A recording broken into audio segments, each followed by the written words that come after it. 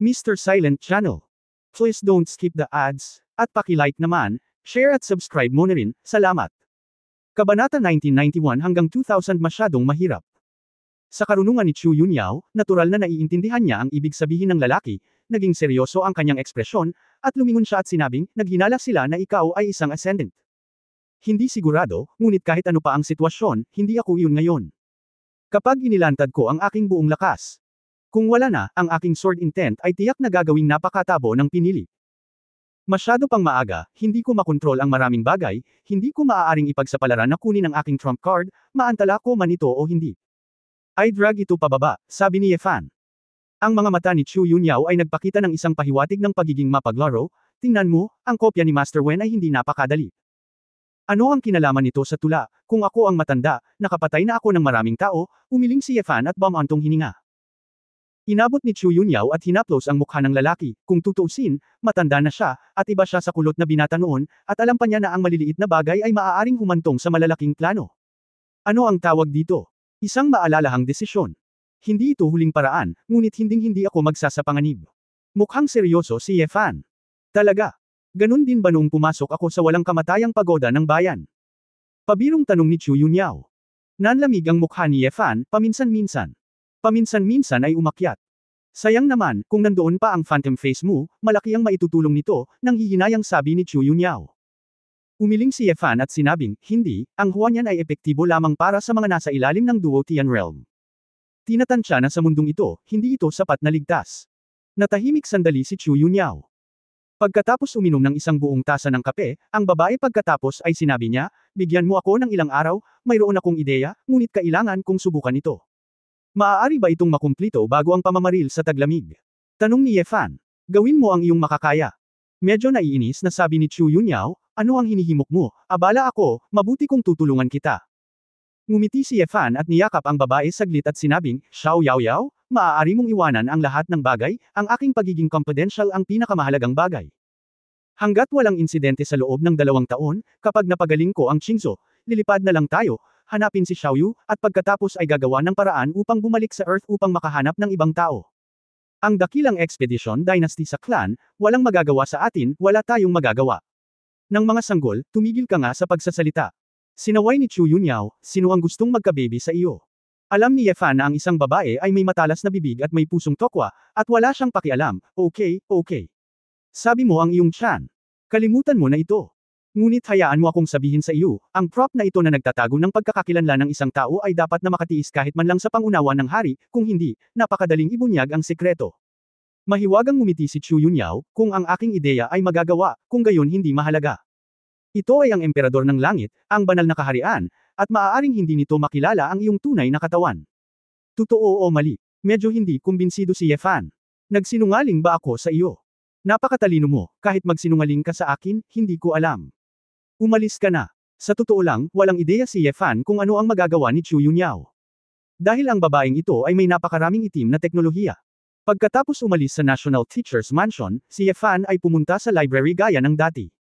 Bagamat maraming iba't ibang bagay, hindi bumagsak ang seryosong negosyo ni Ye Fan sa pag-aaral ng medisina.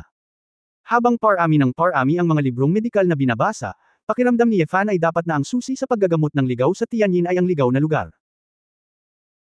Ngunit ang mga lokal na barbaro, anuman ang kasarian, edad, ay hindi talaga nangangailangan ng mga mainit na damit naglakbay sa ilang, nakipagsapalaran, at natuto ng mga lokal na kasanayang medikal sa ilang mga ligaw na librong medikal na isinulat, maraming mga halamang gamot na hindi matatagpuan sa dasheng sa pananaw ni Ye Fan. Ang dahilan kung bakit mahirap gamutin ang Tianjin Jumai ay dahil ito ay nagyayelo sa mga meridian at ginagawang napakarupok ng mga ito tuyong mga sanga ng bulaklak na may tubig muna, upang hindi madaling mabali ito ay posible lamang na gumaling pagkatapos na ang mga meridian ay nakabawi sa isang tiyak na antas ng aktibidad at pagkatapos ay naturok ng mga sustansya sa bagay na ito, ang ilan sa mga ligaw na halamang gamot at halamang gamot ay mas propesyonal kaysa sa gamot ni dasheng. Pagmamayabang ng mababang pagtingin sa mga barbaro, wajaw, pulang pelas, pulang tigre na dugo. Ang mga bagay na ito, hindi ko alam kung mayroon ng imperial na lungsod. Mas maganda kung makakakuha ako at subukan ito.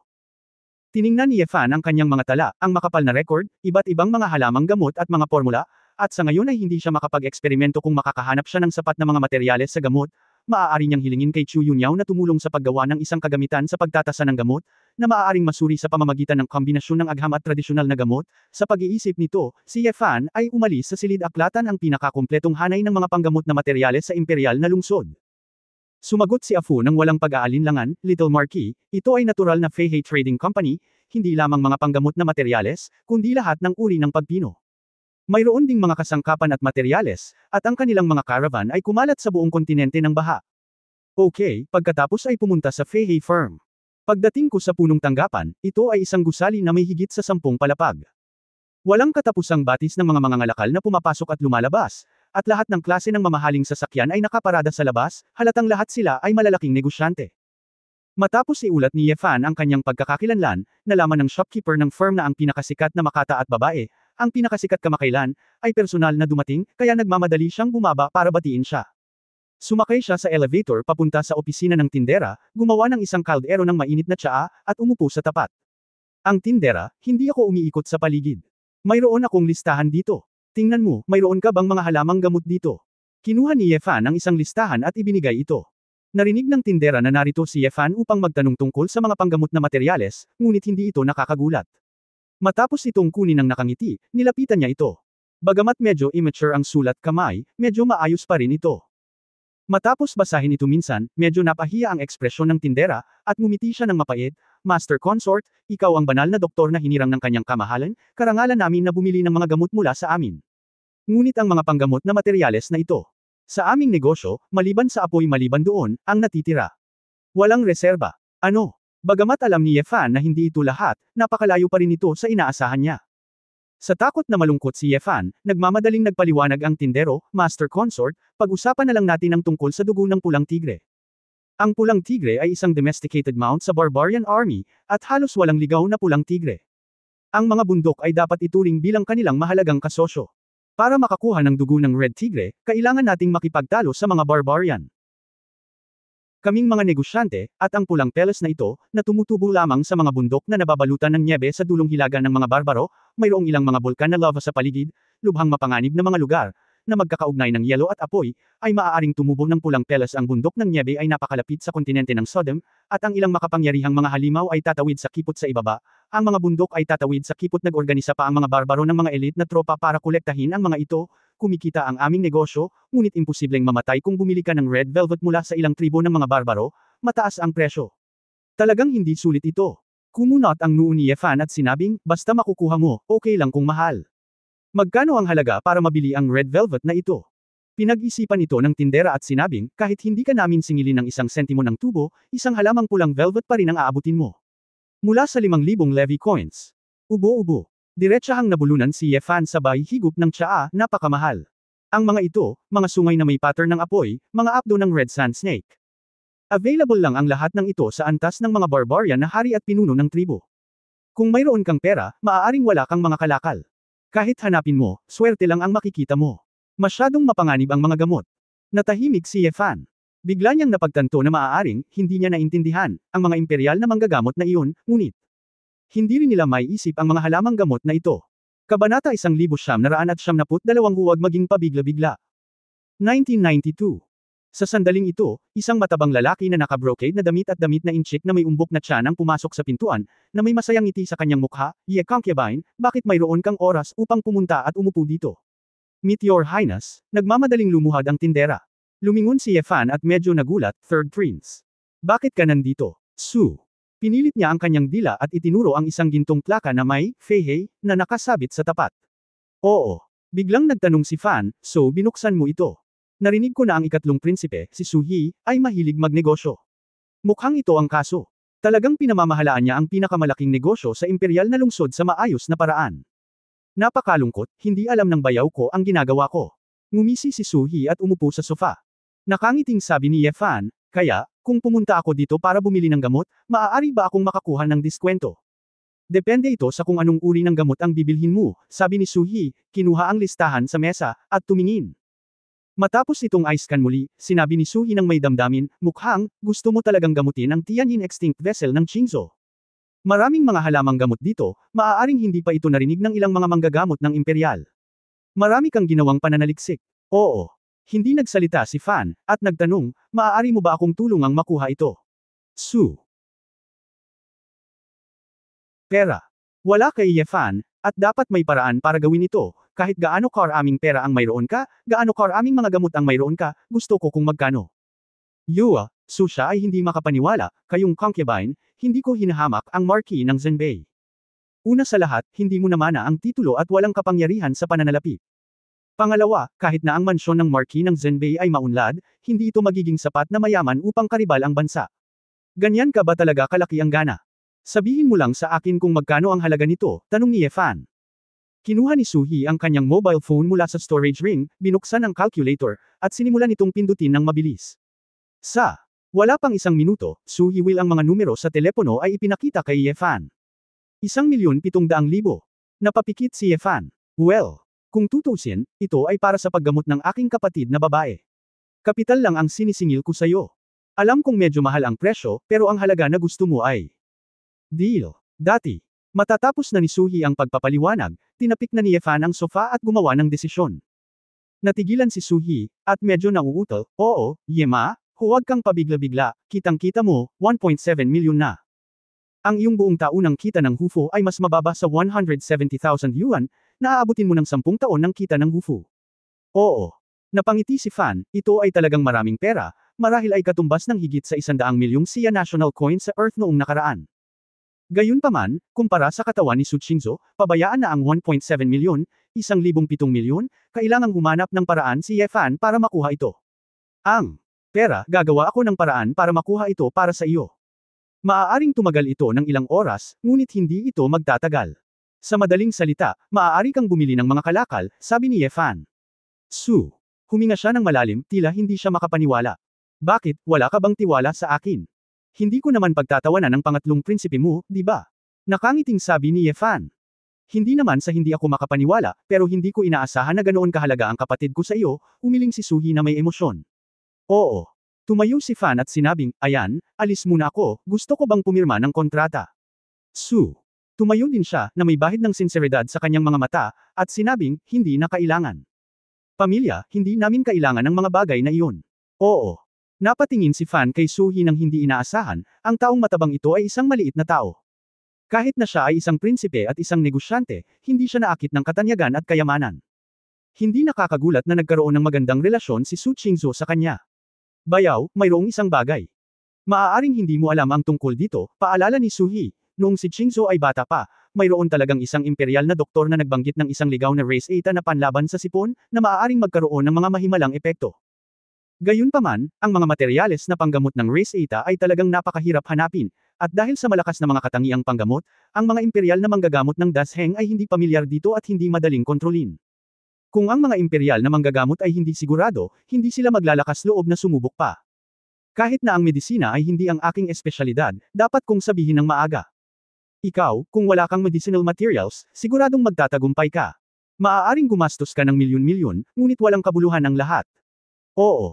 Natural na alam ng Fan ang mga pangunahing punto, kaya kailangan niyang humiram ng teknolohiya ni Chu Yunyao, ngunit nagpasalamat pa rin siya, pagkatapos ay tumalikod at umalis sa kumpanya. Sa susunod. Araw-araw ako ay lumalabas ng maaga at umuuwi ng huli, at lumalabas para magsanay sa kalagitnaan ng gabi. Ang tanging oras para sa paglilibang ay kapag sinasamahan niya si Su Qingzhou upang makipag-usap at mamasyal. Ang iba, si Ye Fan ay nag-aatubili na mag-aksaya ng kaunting oras. Nabuhay at nag-aral si Ye Fan tulad ng isang makina, na naging dahilan upang humanga at maawa sa kanya ang mga tao sa paligid niya. Su. Likas na hinikayat siya ni na Qingzhou at Ye Wanqing na huwag masyadong mapagod, at maging si Guqing ay medyo kumbinsido. Paano nabubuhay ang babaeng ito na mas mahirap kaysa sa kanyang kasambahay? Ngunit para kay Ye Fan, ito ay wala sa lahat, hindi siya kailanman nagdusa, hindi banggitin ang kanyang pisikal na fitness, hindi madaling mapagod. Nakaon. Ang araw ng pahinga ay sumang-ayon kay Belvedere, dumating si Ye Fan sa Odin Imperial Hospital ng madaling araw. Belvedere. Matagal nang naghihintay doon. Nang makitang paparating si Ye Fan, dali-dali niya itong dinala sa isang conference room. 3 lalaking nakadamit, kasama ang kanilang mga anak, ay naroon na at inaabangan ito. Consort Ye, halika rito. Hayaan akong ipakilala sa iyo, ito ay si Mr. Yang mula sa Ministry ng Industriya at ang kanyang anak na lalaki. Ito ang Marquis ng Qingxiang at ang kanyang anak na babae mula sa pamilyang Bailey. Pagkatapos ipakilala sa kanila, isa-isang tanong ni Ye Fan. Sabi, itong 3 pasyente lang. Natigilan si Belvedere saglit. Siyempre higit pa sa 3 ito, pero dahil natatakot ako na magulo ka, Consort Ye, hindi ako nang ahas na mag-imbita ng napakaraming pasyente. Oo. Sinabi ng fan, makipag-usap sa mga nagpapagamot. Sabi ng mga tao, maaaring hindi ako gumaling, ngunit matutulungan ko silang lahat na mag-diagnose at magamot.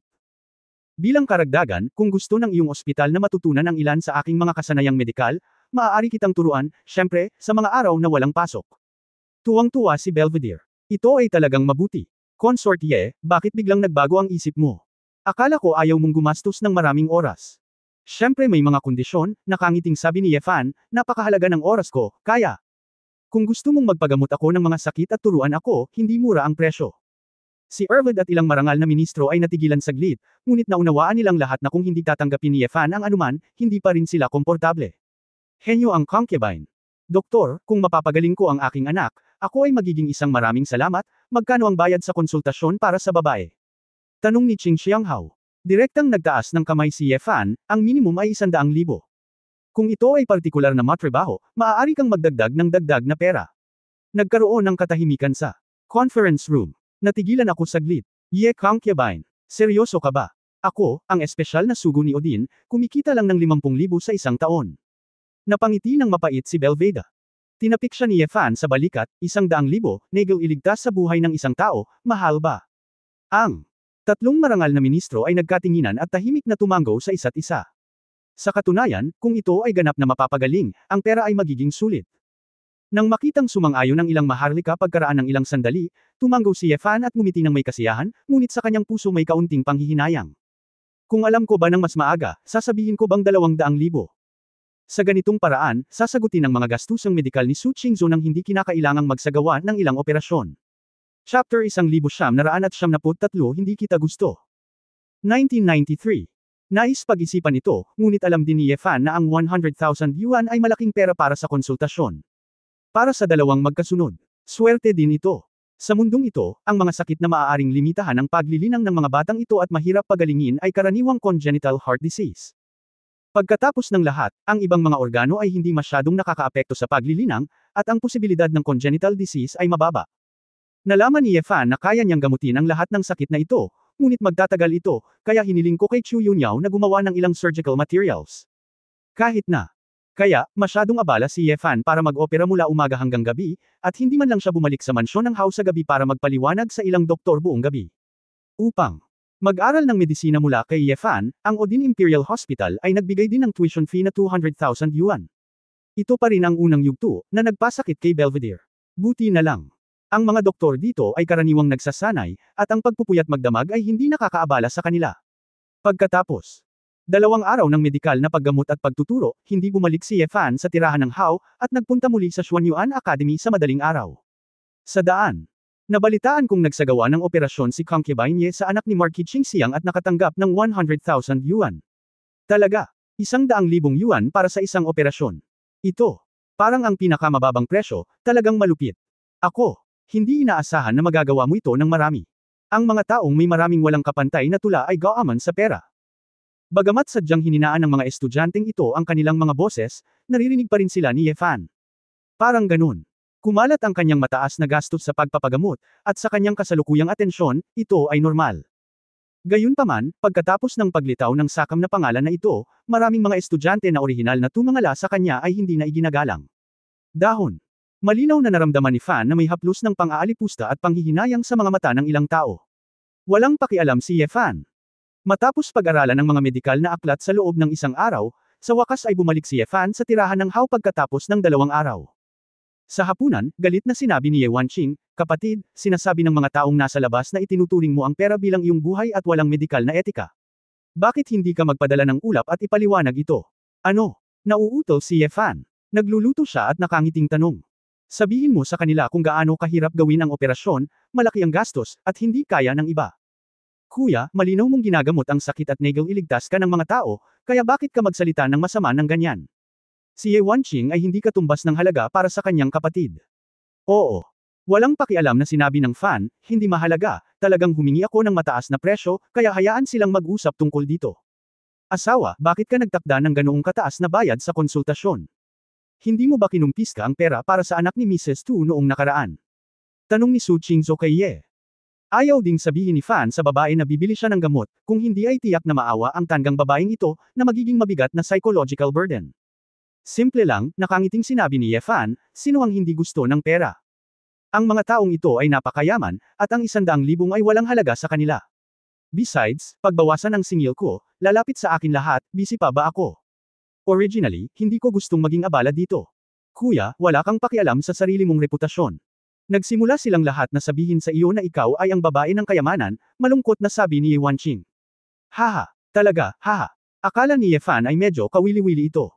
Sumimangot si Su Qingzhou, kahit na sa tingin niya ay hindi ito maganda, wala siyang masabi, kung tutuusin, ito ay kalayaan ng isang lalaki.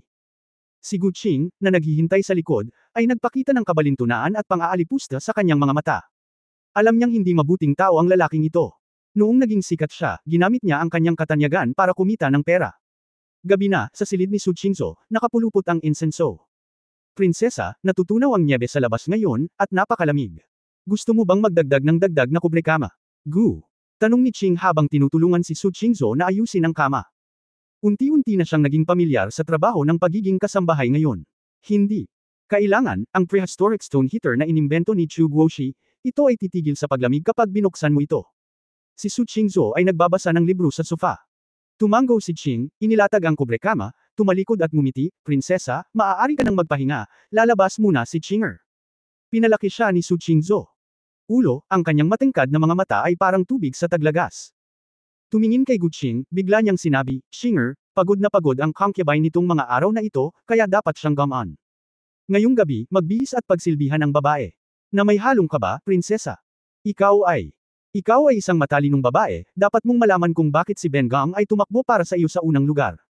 Hindi mo talaga gustong tretuhin ang iyong sarili bilang isang katulong na babae sa lahat ng oras, hindi ba? Nakangiting tanong ni Su Qingzhou ngunit hindi nakangiti. Gu. Saglit na umiwas ang mga mata ni Qing, pagkatapos ay lumuhad lang siya, prinsesa, handa si Qinger na pagsilbihan ka sa lahat ng oras. Bahagyang napabuntong hininga si Su Qingzhou, ibinaba ang libro, tumayo, bahagyang inindayog ang kanyang palda, at maganda ang paglalakad sa harap ni Gu Qing. Naglilingkod sa palasyong ito sa lahat ng oras. Sa karamihan. Hindi ba't 2 taon? Gu. Nanlamig ang katawan ni Qing, hindi alam ang isasagot. Nang ikasal si Ben Gang, hindi niya inilabas ang mga kasambahay sa palasyo. Anong ginagawa mo? Nakangiting tanong ni Su Qingzhou. Kinagat ni Gu Qing ang kanyang mapupulang labi, prinsesa, si Qinger ay nagmula sa isang hamak na background, ang kanyang hitsura ay iba sa prinsesa at yani. Hindi minamaliit ng babae si Qinger. Ito ay natural. Malamig na sabi ni Su Qingzhou. Iniangat ni Gu Qing ang kanyang ulo, ngunit ang kanyang buong katawan ay nanginginig. Nakita niya na ang mga mata ni Su Qingzhou ay parang mga bituin ng isang gabi ng taglamig sa dulong hilaga, napakalamig na ang kanyang puso ay nanlamig. Sa kauna-unahang pagkakataon, nalaman ni Gu Qing na ang prinsesa na ito ay hindi masyadong maamo, at hindi rin siya inosente gaya niya. Anong klaseng tao ba ang asawa ko, natural na hinahamak kita, kung hindi dahil sa pilit na pag-iingat sa iyo ng palasyong ito, akala mo dito ka makakatuluyan. Sa palasyo. Kapag pinili ang Warren, ang palasyong ito ay sadyang pinili ka, dahil ikaw lang ang makapasok sa mga mata ng palasyo. Ikaw ba ay? Talagang isipin na ang palasyong ito ay nag-iisip na ang babae ay mayroon ka sa kanyang puso. Dapat. Maging akin. Lalaki, hindi mo masasabi kung sino ang gusto niya. Napangiti si Su Qingzhou kay Gu. Naramdaman ni Qing ang panginginig sa kanyang likuran, ang kanyang mga mata ay kumikislap, at siya ay bumulong, ang mga alipin ay hindi nangangahas.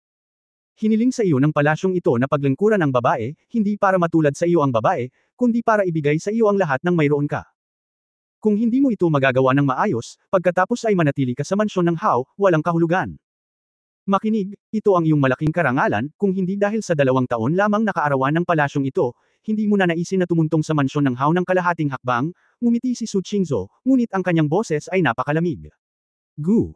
Mahigpit na kinuyam ni Qing ang kanyang mga kamay, isang masalimuot at hindi masabi na kulay ang sumilay sa kanyang mga mata. Matapos ang pagngangalit ng kanyang mga pilak ng ngipin, tumayo siya, naiintindihan ko. Ang lingkod na ito ay magre-retiro na. Go! Si Ben Gang ay magpapahinga. Tumalikod si Su Qingzhou at naglakad pabalik sa kama. Lumabas si Gu Qing ng bahay at isinara ang pinto. Sa bahay. Nakahiga si Su Qingzhou sa mainit na kama, tahimik na ipinikit ang kanyang mga mata, isang puting kamay ng Ronronso ang tumakip sa bibig ng sandalwood, at ang mga sutla na punda ay nabasa ng kristal na luha. Chapter 1994 na bigla kong naintindihan. Noong 1994, Yefan House, maliwanag ang mga ilaw. Sa desk, nagbilang si Yefan, at nakakuha na siya ng halos 1.2 milyon. Kung magpapatuloy ito, makakakolekta siya ng unang halaga ng pera para sa mga materyales na panggamot sa loob ng 1 linggo. Sa oras na ito, may dumating mula sa pinto. Medyo nakaramdam si Yefan at napagtanto na si Guqing iyon. Hindi niya maiwasang magmukhang kainahinala, at sabay lagay ng mesa ng pera sa storage ring. Consort, nakapagpahinga ka na ba? Tanong ni Guqing sa labas ng pinto. Tumayo si Fan at naglakad papunta sa pinto, anong problema? Hiniling ng prinsesa si Qinger na pumunta rito. Mahinang sabi ni Guqing. Inisip lang ni Yefan na may gagawin si Su Qingzhou, kaya binuksan niya ang pinto. Ngunit bilang pagbukas niya ng pinto, nakita niyang nakasuot si Guqing ng isang klasikong mahabang damit na may mga pattern ng pulang dahon sa isang puting background. Ang kanyang ulap na buhok ay may tuldok na may salamin na pulang hairpan, at nakasuot siya ng kulay pink. Ang babaeng nasa harapan niya ay hindi na isang katulong, ngunit bumalik sa nakakasilaw na Warren ng Kayanfang. Pinagmasdan ng mabuti ni Guqing at nalaman na si Yefan ay nakatitig ng diretsyo sa kanya, na may bakas ng pagmamataas at pang-aalipusta sa kanyang puso, ngunit higit pa rito ay ang kawalan ng kakayahan at kapeitan. Pinsan, pwede bang pumasok si Qinger? Malamig sa labas. Nang muling iangat ni Guqing ang kanyang ulo, ang kanyang mga mata ay kaakit-akit at nakakaawa. Kahit na siya ay nag-aatubili, dahil siya ay umabot sa yugtong ito, siya ay walang paraan upang umatras. Bakit ginawa ang pinapapunta ka ni prinsesa? Blanco ang tanong ni Yefan. Saglit na natigilan si Guqing, iniisip sa sarili, ipokrito, sa oras na ito, nagpapanggap ka bang nalilito habang naiintindihan mo? Bumalik sa concubine, prinsesa. Hayaang hintayin ka ng mga alipin na makapagpahinga. Nahihiyang sabi ni Guqing, yumuko ang kanyang ulo. Biglang, malamig na ngumuso si Yefan. Nguso. Napakunot ang noo ni Yefan at ikanaway ang kanyang kamay, ano ang ibig mong sabihin sa pagiging concubine? Paano ako magiging casual na lalaki babalik ako sa prinsesa? Ha! Natigilan si Guqing, tumangala kay Yefan, na may tuwid na mukha, at biglang napagtanto na talagang sira ang ulo niya. Ano bang meron sa lalaking ito? Baliw ba siya? Tinanggihan niya ang sarili niya. Upang siya ba ay talagang isang mabuting tao sa pag-ibig at pagsinta, o nagkukunwari ba siyang subukan ito ng kusa? Hindi sigurado si Guqing, kaya nagpakita siya ng kaawa-awa na agrabyado na hitsura, na parang iiyak na siya, hama. Kung ayaw mo ng alipin, sisisihin ng prinsesa ang alipin at itataboy ang alipin. Naiinis si Guqing kaya hilingin niya sa isang lalaki na layaw siya balang araw. Hindi ko pinangarap na darating ang ganoong araw. Paano? Kumakain ba si Yefan ng ganyan? Sa harap niya, walang magawa itong babaeng ito. Bukod dito, kinain na ni Yefan ang master na nakita niya noon. Bagamat maganda si Guqing, sa kanyang mga kababaihan, siya ay nasa basic level. Paano kaya siya mas natutukso?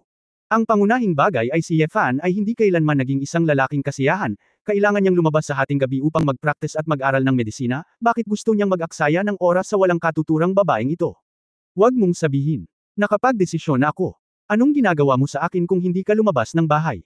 Pumunta ka na. Sabi ni Yefan, at agad na isinara ang pinto. Bang! Gu! Nakatayo si Qing sa labas ng pinto, nakatingin ng blanko sa nakasaradong pinto, kasama ang lahat ng hinaing at galit na halos ikagalit niya. Kinagat niya ang kanyang mga pilak ng ngipin, at ang kanyang mga mata ay puno ng kumikislap na luha, bagamat sinabi niya na maaari niyang hawakan ito. Medyo maswerte rin siya sa kanyang pagiging inosente.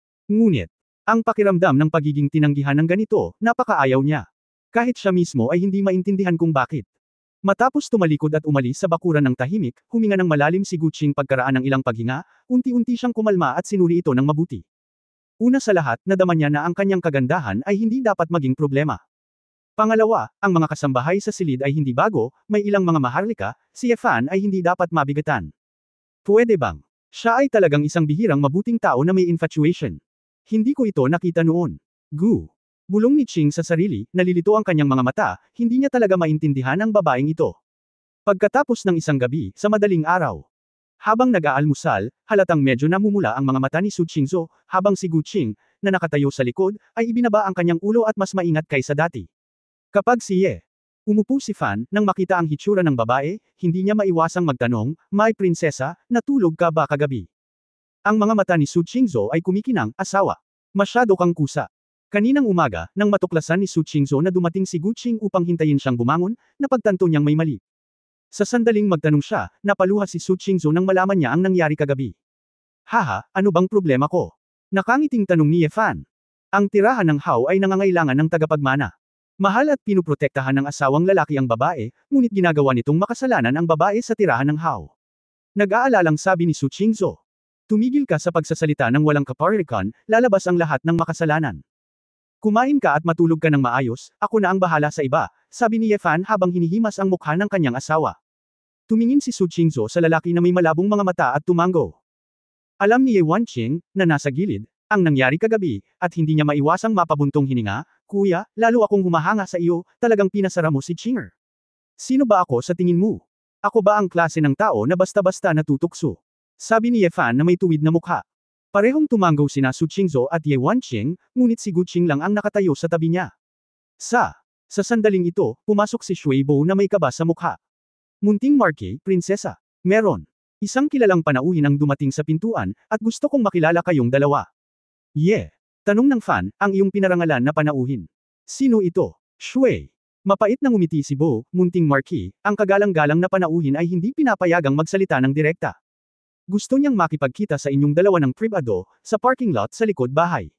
Su. May kakaiba rin sa mukha si Qingzhou, sino ka, napaka-misteryoso. Napabuntong hininga si Shui Bo at hinayaan ang lahat ng mga katulong sa paligid niya na umalis bago naglakad papunta kay Su Qingzhou, na nagsusulat ng dalawang salita sa mesa gamit ang kanyang kamay. Su. Biglang nanliit ang mga mata ni Qingzhou, nag-isip siyang tumayo, at sinabing, asawa, lumabas tayo at magkita. Bagamat naguguluhan si Ye Fan, hindi ito mahalaga. Tumayo siya at pumunta sa parking lot sa labas ng backyard kasama si Su Qingzhou. Sino ka ba, hindi ba pwedeng sabihin sa akin ni Shui Bo? Tanong ni Ye Wanqing kay Uncle Shui. Ngumiti ng pilit, umiling at sinabing, Miss San, huwag ka nang magtanong, mas mabuting mas kaunti ang nalalaman tungkol dito. Sa labas ng pader sa likod bahay, isang tila ordinaryong maluwag na Honghuang Stone Energy Vehicle ang tahimik na nakaparada. Pagkatapos ni Ye, dumating sina Fan at Su Qingzhou sa pinto, bumukas ang pinto ng kotse, at ngumiti ang isang binatang nakaupo sa loob at tumango sa kanila. Excuse me sa umaga, Qingzhou, concubine Ye. Natigilan si Ye Fan, prinsipe. Ang taong nasa harapan niya ang pangalawang prinsipe, si Prinsipe Su Yun. Bagamat nakita na niya ito noon, naisip lamang ni Ye Fan na ang prinsipe na ito ay may magandang asal, matikas at magiliw, at ang iba ay hindi humanga.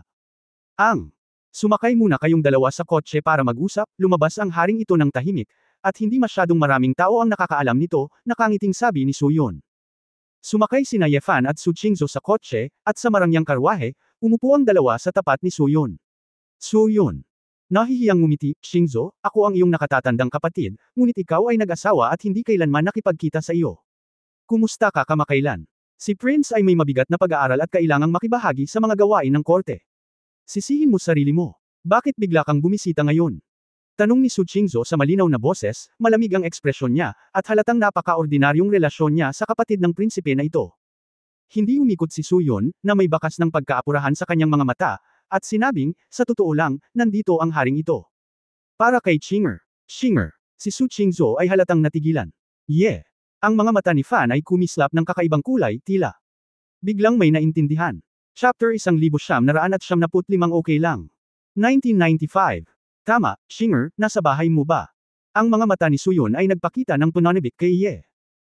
Nagkunwaring naguguluhan si Fan, prinsipe, totoo na may nagngangalang Qinger, pero ano ang kinalaman niya sa iyo?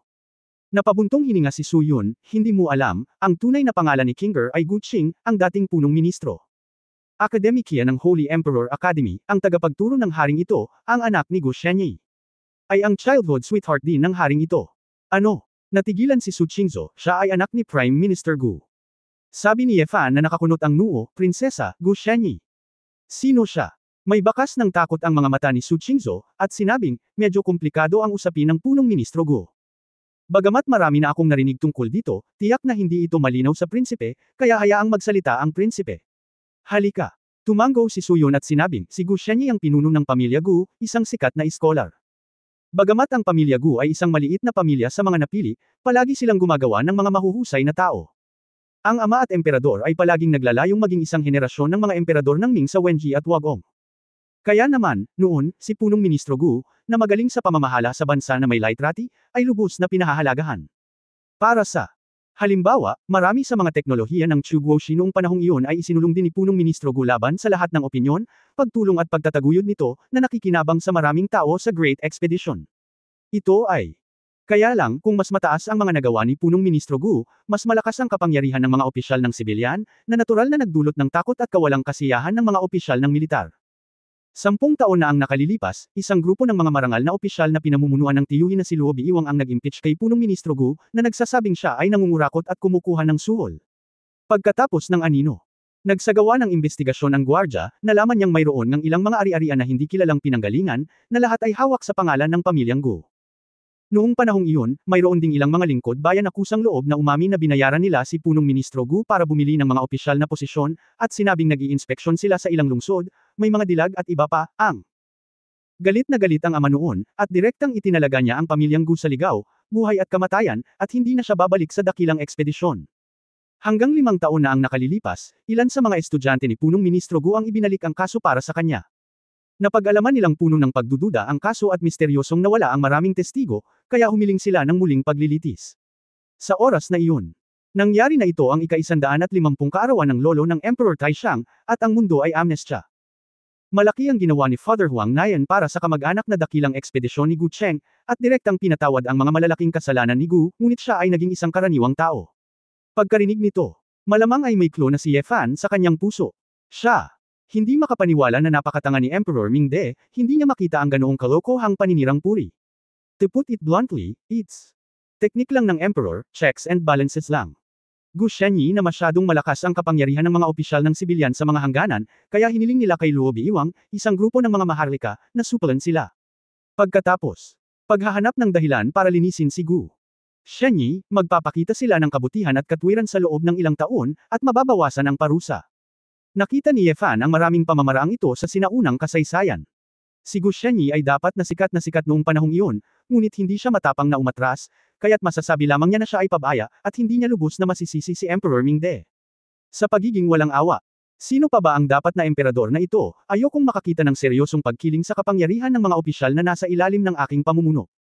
Ang haring ito at si Qinger ay magkakilala mula pagkabata, at minsan ay gusto siyang pakasalan bilang isang koro ng prinsesa noong sila ay nasa hustong gulang na. Hindi ko lang inaasahan na ang kalooban ng Diyos ang nanlilinlang sa mga tao.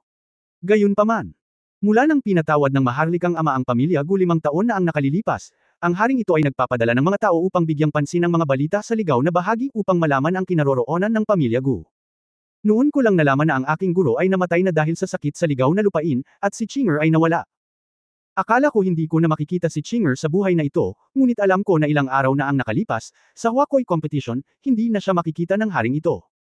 Nang makita ko ang larawan ng Warren sa internet, ito pala ay si Qinger. Sa pagsasalita tungkol dito, ang pananabik sa mga mata ni Suyun ay hindi masasabi. Oo. Ngumiti si Fan ng may pag-unawa, ngunit pinapagalitan niya ang ina sa kanyang puso.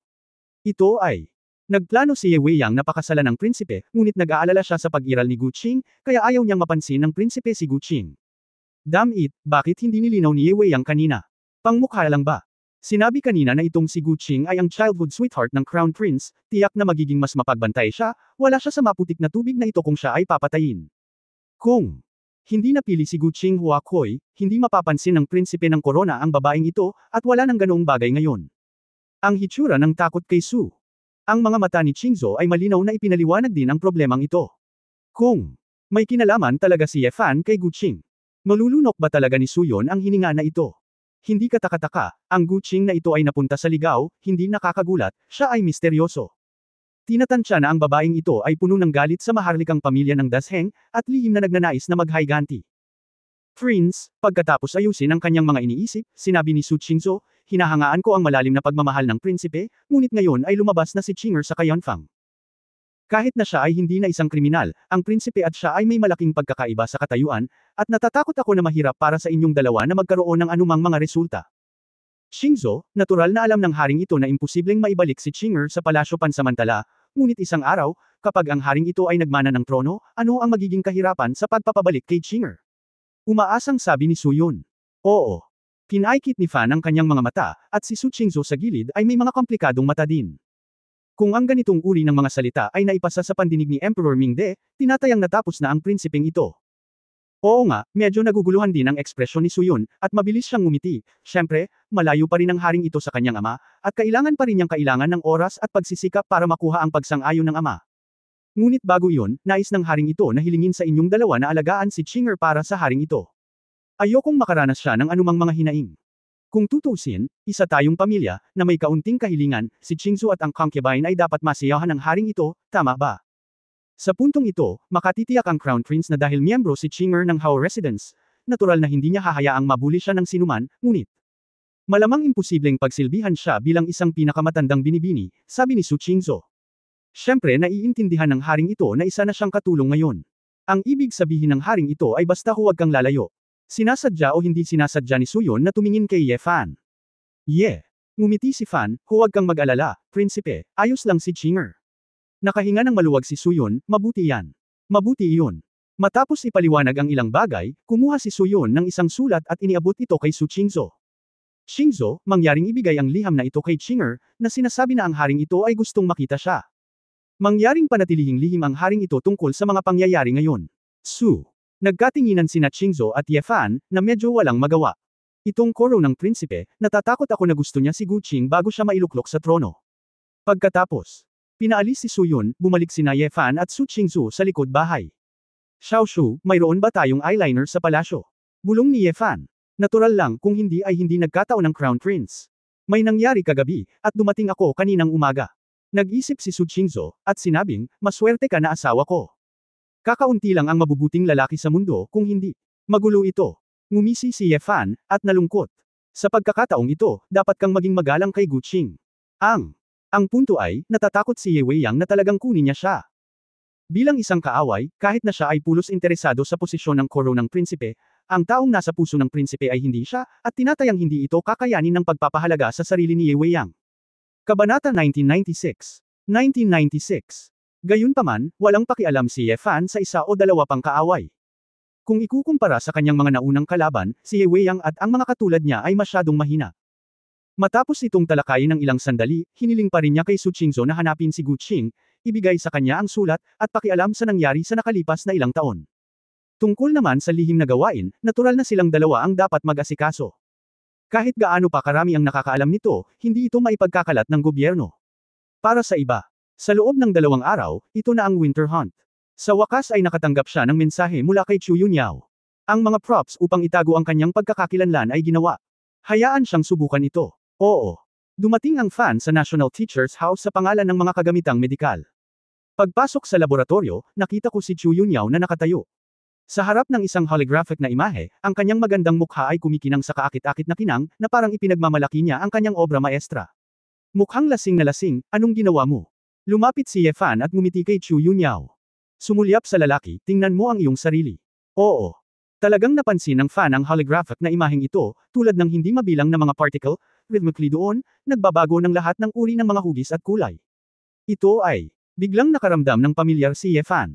Mukha bang espesyal na kakayahan ng isang tao, banggit ni Chu Yunyao. Ay, natigilan si Ye Fan, ito ay particle reshaping. Tumango si Chu Yunyao, iniunat ang kanyang kamay sa holographic na imahe, at nag-swipe ng 2 beses upang gawing mas detalyado ang holographic na imahe. Noong kami ay nasa Earth, upang harapin ang mga alien invaders, sinubukan naming lumikha ng pinaka-advanced na invisibility, na kagamitan, upang makapagkusa kami, ito man ay ni Raid o umaatres. At ang kakayahan ng particleization ni L ay ang pinakamalapit sa perpektong pagtatago. Ang teknolohiya, palihim man o panggagaya, ay lubhang kapaki-pakinabang. Kaya, hiniling ko kay IR na magbigay ng ilang sample ng dugo, at naitala ang ilan sa mga operasyon ng mga particle sa aking database sa experimental cabin. Nakakalungkot na pagkatapos kong kalkulahin sa oras na iyon, nalaman kong ang pagmamanipula ng particle ni Ayer ay nangangailangan ng napakalakas na enerhiya mula sa katawan bilang suporta. Basta, tulad ng isang magnet ay nangangailangan ng sapat na magnetism upang payagan ang mga metal na maakit at pinagsama sa kalooban, kung ang magnetism ay hindi sapat, ito ay mahirap upang makumplito ang iba't ibang mga kombinasyon. Kung ito ay static lamang, ang susi ay upang mapanatili ang katatagan sa panahon ng labanan, na higit sa 10 beses na mas mahirap kaysa sa karaniwan. Si Ayer ay may napakahusay na kapangyarihan sa pag-iisip, at siya ay ipinanganak na may parehong kakayahan na gamitin ang kanyang mga kamay at paa, upang mamanipula niya ng may kasanayan ang mga particle, upang hindi bumagsak. Gayunpaman, ang mga ordinaryong tao ay hindi maaaring maging katulad ni Ayer, hindi banggitin na ang kanilang lakas ay hindi maihahambing sa Ayer. Kahit na ang kanilang paglilinang ay katumbas, ang kanilang tunay na enerhiya, espiritual na kapangyarihan, at antas ng kontrol ay dapat na itaas sa parehong antas ng Ayer. Napakakaunting tao ang dumating. Sa makatuwid, nadama ko na ang teknolohiyang ito ay karapat-dapat na kilalanin, ngunit hindi ito sapat na praktikal, kaya't ipinagpaliban ko ito. Pero, kung ikaw iyon, sa tingin ko posibleng makontrol ito, Ye. Hindi napigilan ni Fan ang matawa nang marinig niyang pinupuri siya ng isang babae. Xiao Yaoyao, napakababa mo sa akin. Chu Yun. Binigyan siya ni Yao ng isang puting tingin, iyon ang sinabi ko, gayon paman, kung hindi mo magawa, wala akong magagawa tungkol dito. Ano ang? Nakakahiya, pinahahalagahan ko ito at sinasabi ito ng diretsyo, ikaw, mayroon akong isang bagay sa aking paglilinang, napakurap si Ye Fan. Hindi man lang nag-abalang sumagot si Chu Yunyao, tumalikod siya at naglakad papunta sa mesa at kinuha ang isang device na parang pneumatic tool gun. Ilagay mo ang iyong mukha dito, sabi ni Chu Yunyao. Oo. Tiningnan ito ng Fan, natigilan, hindi mo dapat gamitin ang bagay na ito para tamaan ang mukha ko, tama ba? Hindi ito ordinaryong pako. Sinabi ni Chu Yunyao, kailangan kong ibaon ang hindi bababa sa 4 na particle sensor beam sa iyong mukha, maaari nilang maakit ang mga particle sa hangin sa iyong mukha. Ito ang pinakaligtas na paraan, o gusto mo bang baguhin ang iyong mukha at mag-alala na masisira ang iyong kagamitan? Hindi alam ni Ye Fan ang gagawin. Bagamat kakaiba ang pakiramdam, nakapikit lang siya at sumandal.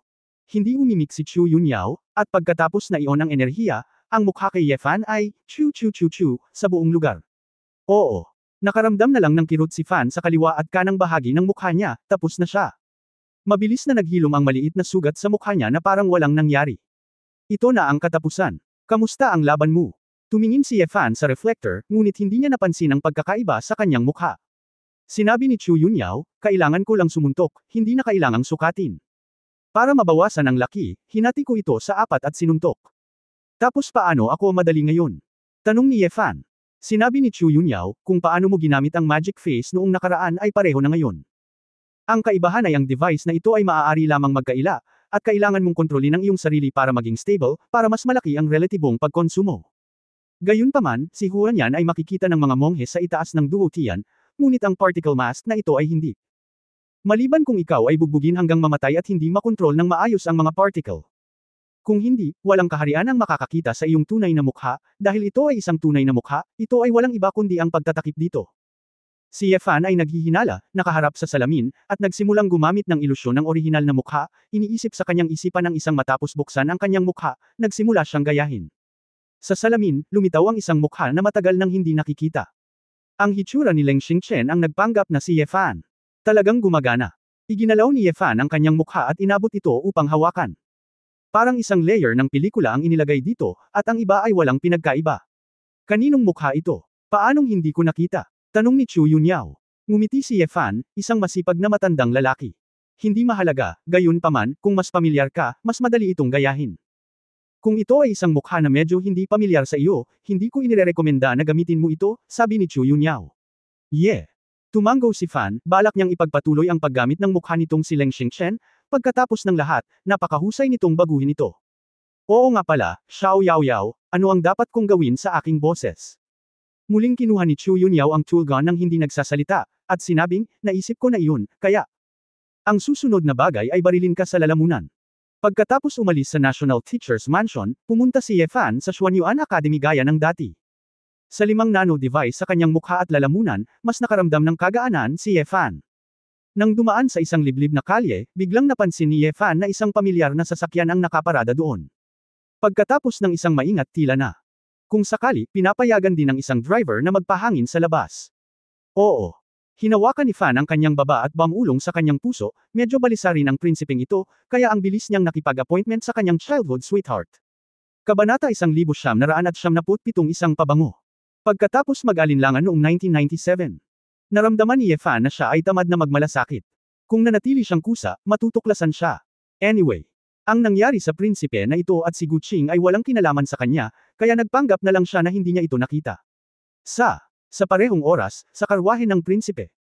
Xinger, nagdusa ka sa lahat ng mga taon na ito, pasensya na, kung alam kong nasa Kayanfang ka, nagpadala sana ako ng isang tao para tabyusin ka. Tiningnan ni Suyon ang mukha sa harap niya. Hindi may alis saglit ng magandang babae ang kanyang mga mata. Bagaman, si Gu Qing ay nakasuot ng asul na sando at pangkaraniwang damit, sa mga mata ni Suyon, siya ay mas maganda kaysa sa mga babaeng iyon sa palasyo.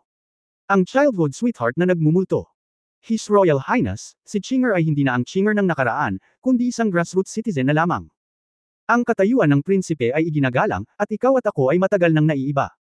Kung ipaalam mo sa mga tagalabas na ang prinsipe ay lalabas upang makita si Xinger ng pribado, ito ay makakasama lamang sa prinsipe, mahinang bamantong hininga si Gu Qing. Nagmamadaling umiling si Suyon at sinabing, hindi. Walang pakialam ang haring ito dito. Xing-er. Kinamumuhian mo ba ang maharlikang pamilya, ang ama, ang ginawa mo sa pamilyang Gu noon? Kung kinasusuklaman mo ito sa iyong puso, masasabi mo ito, at magagawa ng haring ito ang lahat. Intindihin. Ano? Ang nangyari noon ay walang kinalaman sa iyo, ikaw o ang haring ito ay hindi makapagbabago ng anuman. Prinsipe, si Gu Qing ay nag-iisa ngayon, at ang kanyang pamilya ay matagal nang inilibing sa isang baog at malamig na lugar. Matapos bumalik sa Dasheng na may matagal na paghinga, at nalinlang sa Kayanfang, paano ako magkakaroon ng karapatang kamuhian ang maharlikang pamilya? Isa akong mahinang babae, gusto ko lang mamuhay ng payapa sa buhay na ito. Tama na, baka sa mukha ni Gu Qing ang awa. So yun. Ang puso ni clenched mahigpit, ang isang kamay ay nanginginig, at gusto niyang hawakan ang kamay ni Gu Qing.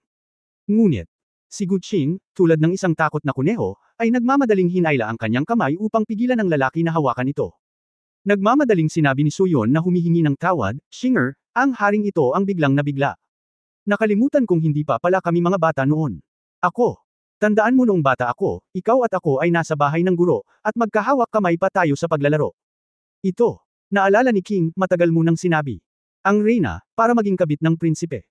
His Royal Highness, napakaraming taon na ang lumipas, bakit ko babanggitin ang nakaraan, ibinaba ni Gu Qing ang kanyang ulo na namumula. Nang makita ang mahiyaing hitsura ng babae, ang mga mata ni Suyon ay nagpakita ng kagalakan, at sinabing, Xinger, huwag kang mag-alala, kung ang haring ito ay magmamana ng trono balang araw, bibigyan kita ng titulo at lilinisin ang mga hinaing ng iyong pamilya Gu. Itinaas ni Gu Qing ang kanyang ulo, puno ng tubig may hitsura ng pasasalamat sa kanyang mga mata, ngunit umiling pa rin siya at sinabi, Kamahalan, sa pusong ito, ang aking lolo ay dapat masiyahan sa espiritu ng langit. Tahimik na magdarazzle si Xinger para sa kanyang kamahalan, at pagkatapos ng iyong kamahalan, huwag ka nang muling pumunta sa Xinger, baka ito ay matuklasan at mapintasan ng mga tao. Nang si Suyon. Narinig niya ito, lalo siyang nakaramdam ng pagmamahal at awa sa kanyang puso, huwag kang mag-alala, mag-iingat ang haring ito sa kanyang paglabas, at naroon ang pinakamatandang prinsesa at ang babae sa mansyon ng Hao, kaya hindi sila magsasalita ng walang kaparirikan. Nagpaliwanag na si Hari, hayaan mo akong sila na ang bahala sa iyo at hindi ka hahayaang magdusa ng anumang hinaing. Bakit ginagawa ito ng iyong kamahalan, nakakahiya sa prinsesa consort, kung may makakita ng isang bagay, kung gayon mayroong isang malaking problema, bilang Gu. Sinabi ni Qing, binuksan niya ang pinto ng kotse at sinabing, His Royal Highness, magmadaling bumalik sa palasyo, matagal na, makikita ng mga tao ang problema ay hindi maganda. Pagkatapos magsalita, bumaba si Gu Qing sa kotse at humakbang pabalik sa tirahan ng Hao. So yun. Puno pa rin ng kahulugan ng mukha nito, na nakatingin sa magandang dalagang tumakbo palayo, ayaw niyang sumuko. Paglingon ni Suyun, nakita ni Suyun na kung saan nakaupo si Gu Qing kanina, lumapag doon ang panyo na may berda na kulay tubig. Mabilis niyang kinuha iyon at tatawagan sana si Gu Qing, ngunit walang tao. Kinailangan ni Suyun na isara ang pinto ng kotse, tumingin sa panyo, ibinaba ang kanyang ulo, at inamoy ito, isang mahinang halimuyak. Hindi masyadong nagtanong si Yefan tungkol kina Yugoking at Prinsipe Suyun. 2 araw bago ang taglamig. Pangangaso, abala si Yefan sa pagbibigay ng malaking halaga ng pera sa tindera ng Feihei Trading Company, at espesyal na binati si Suhi, ang ikatlong prinsipe, at sinabihan siyang pumunta sa ilang para bumili ng mga paninda. Namangha si Suhi sa paraan ni Yefan na kumita ng pera mula sa pangangalagang medikal, at patuloy na nagsasabi sa telepono, nakakalungkot na hindi ka kumikita. Oo. Walang pakialam si Fan dito, kahit papaano, kumita lang siya ng kaunti sa mayayaman, at nagturo din siya ng mga tunay na kasanayan sa medisina, na may malinis na budi. Habang natutunaw ang unang snow ng taglamig, sa wakas ay dumating ang winter hunt na inorganisa ng royal family.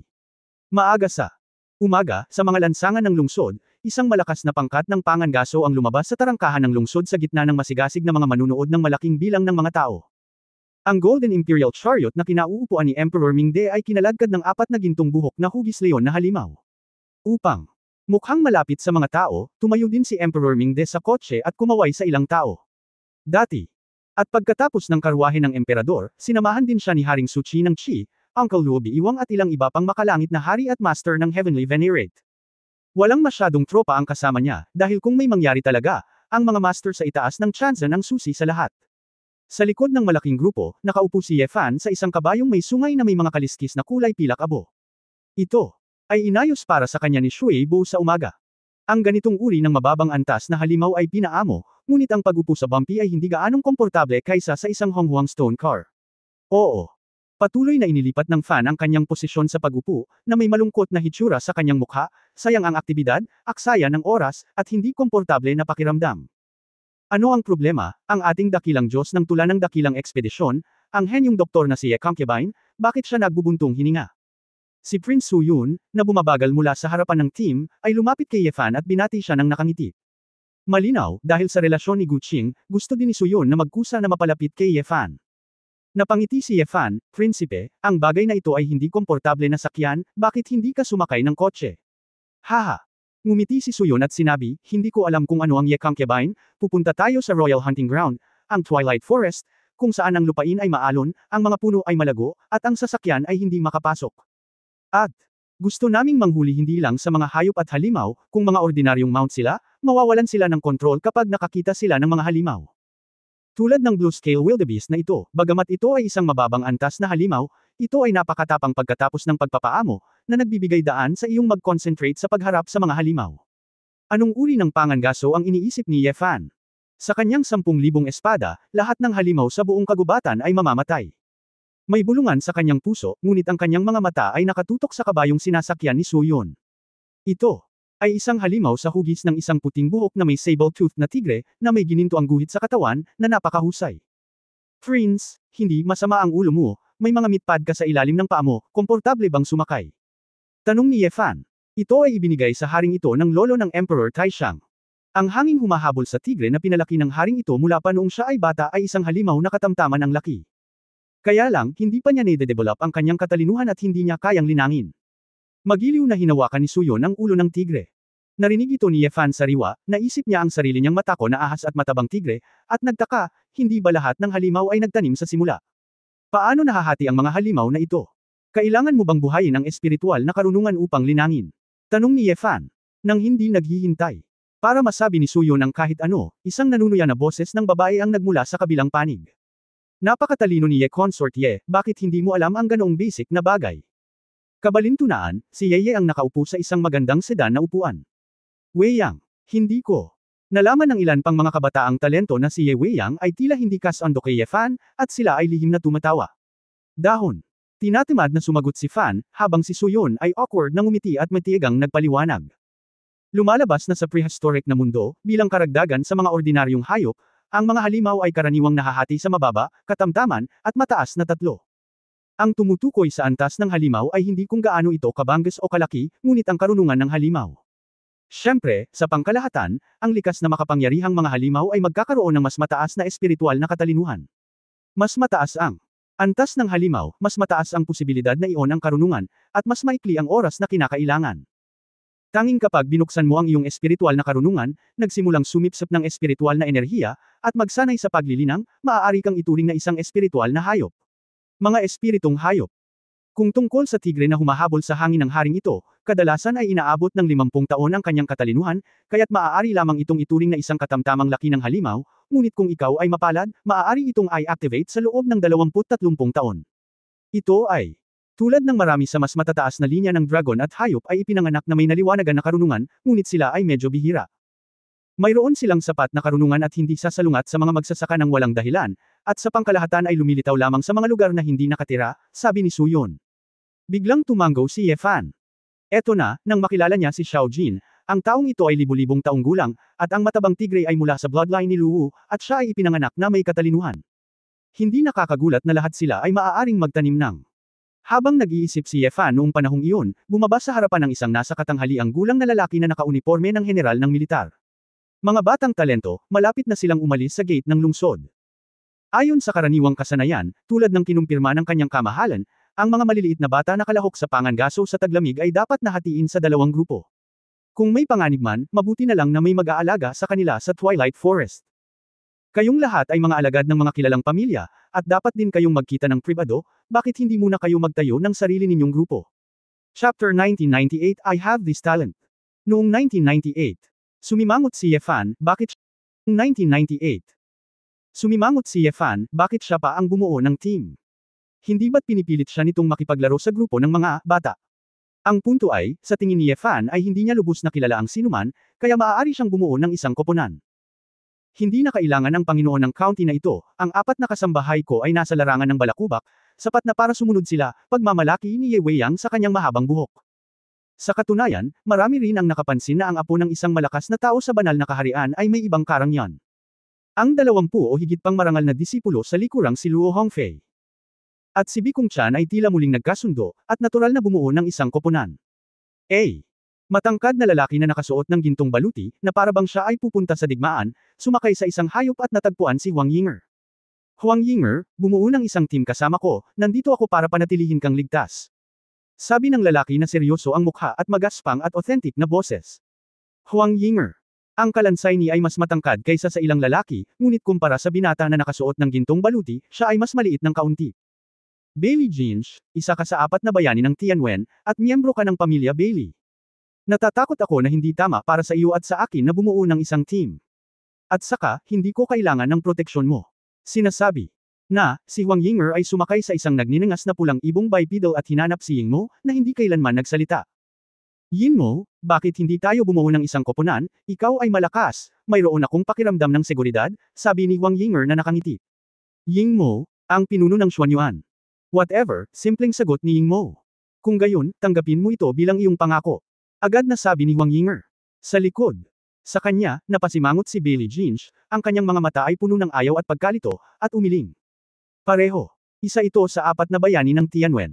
Si Su Huafan, na nakaranas ng mababang punto ilang araw na ang nakalipas, ay napapaligiran ng ilang babaeng estudyante.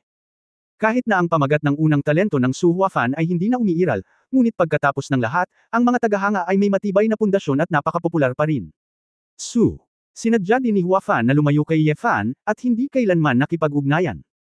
Na may magiliw ng ngiti sa kanyang mukha, nakipag-usap siya sa ilang mga babaeng estudyante, ngunit sa wakas ay nakahanap ng isang grupo ng lalaki, at walang sino man ang nasaktan. Gayun din. In demand ay si Ling Mingjing at iba pa. Sa kaibahan, si Ye Fan, na naging limelight kamakailan, ay tila napahiya sa oras na ito. Wala sa grupo ng mga kabataan ang nagkusa na makipag-chat kay Ye Fan. Pagkatapos ng lahat, hindi sila pamilyar sa isa't isa noon, at mayroon din silang pagdududa sa lakas ni Ye Fan. Kahit na narinig ko na si Ye Fan ay pumasok sa bloodline ng Fire Dragon kamakailan, ito ay nasa yugto pa rin ng pagbuo ng isang tableta. Oo. Walang pakialam si Fan, walang nag-set up sa kanya, kaya nag-assume na lang siya na walang nangyari. Gayunpaman. Nang mapansin ito ng mga general na dumating sa organisasyon, tumayo sila at nagtanong, sino pa ba ang hindi nakabuo ng isang pangkat? Bakit hindi makipagtulungan sa consort Ye? Nagkunwaring bingi at pipi ang lahat, at walang pumapansin. Biglaan. Lumapit ang matangkad na si Bailey Jinch at sinabing, kasama ako sa isang grupo kasama si consort Ye. Hindi lang ang iba ang natigilan, si Ye Fan ay medyo naguluhan din, hindi ba ang malaking tao na ito ang 4 na bayani? Kaya, iginagalang, ang iyong sarili. Haha, kasama ang munting general na si Bailey dito, ang concubine Ye ay makakapagpahinga na, pagkatapos ng ilang salita ng general, bumalik siya sa harapan at bumalik sa kanyang order. Sumulyap si Ye Fan kay Bailey Jinch at nakangiting nagtanong, hindi ka ba natatakot na kalagkarin kita pababa? Ang taong ito ay nasa ikapitong antas ng espiritual na paghubog, at ang kanyang lakas ay nasa ibaba lamang ni Ye Weiyang, kaya siya ay itinuturing na isang napakabuting binata. Same time na sinabi ni Bailey Jinch, aalagaan kita sa pamamaril sa taglamig. Pagdating mo sa Twilight Forest, maaari kang maupo at magpahinga. Bilang kapalit, mayroon akong hihilingin. Anong problema? Nagtataka si Ye Fan. Alam kong talentado ka, halika at turuan mo ako kung paano gagawing babae si Huang Yinger. Seryosong tanong ni Bailey Jinch. Hindi alam ni Ye Fan kung matatawa ba siya o maiiyak, paano mo nakitang may ganitong talento ako? Bago pa makapagsalita si Bailey Jinch ng anuman, ang malaking hukbo sa unahan ay nakaalis na sa gate ng lungsod, at narinig ni Haring Suchi ng Chi ang isang malakas na utos bilasan mo. Oo. Iniisip pa ni Fan kung kailan naging mabagal ang tropa, kailan kaya sila makakarating sa hunting grounds, kailangan na pala nilang umalis ng lungsod para bumilis.